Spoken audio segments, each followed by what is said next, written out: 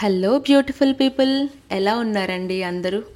Welcome back to our channel అని అనాలంటారా? అంత formal ఎందుకండి మనలో మనకి. సరే, ఈరోజు రెసిపీ ఏంటి అంటే పొటాటో కట్లెట్స్. నేను crispy and crunchy potato cutlets అని అనను, ఎందుకంటే కార్న్ఫ్లోర్ తక్కువైంది.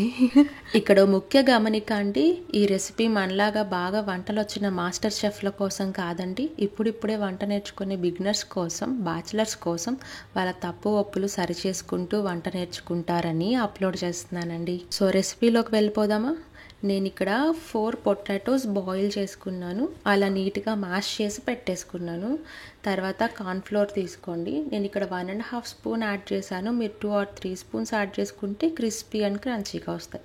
తర్వాత 1 మీడియం సైజ్ ఆనియన్ చాప్ చేసి వేసుకున్న, 1 tablespoon ginger garlic paste, కరివేపాకు, కొత్తిమీర, టేస్ట్కి సరిపడినంత సాల్ట్, కారం, పసుపు కొంచెం, ధనియాల పొడి, గరం మసాలా వేసుకున్నాను. అవన్నీ 1/2 టేబుల్ స్పూన్ చాలు మనం తీసుకున్న క్వాంటిటీ ఆఫ్ పొటాటోస్కి.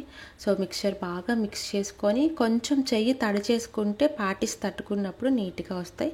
సో ఇక్కడ ప్యాటీస్ రెడీ అయిపోయాయి. ఇప్పుడు మనం కడాయి పెట్టుకొని షాలో ఫ్రై కోసం కొంచెం ఆయిల్ వేసుకోండి. ఆయిల్ వేడెక్కాక 1 by 1 నీట్గా అరేంజ్ చేసేసుకోండి ప్యాన్లో. మీరు ఇక్కడ నేను చెప్పినట్టు కార్న్ఫ్లోర్ కొంచెం ఎక్కువ వేసుకున్నారనుకోండి, క్రిస్పీగా వస్తాయి. ఇంకా బ్రెడ్ క్రమ్స్లో కొంచెం రోల్ చేసుకొని ఫ్రై చేసుకున్నా కూడా కొంచెం క్రిస్పీగా వస్తాయండి. ట్రై చేయాలనుకుంటే ట్రై చేయండి, ఓకేనా?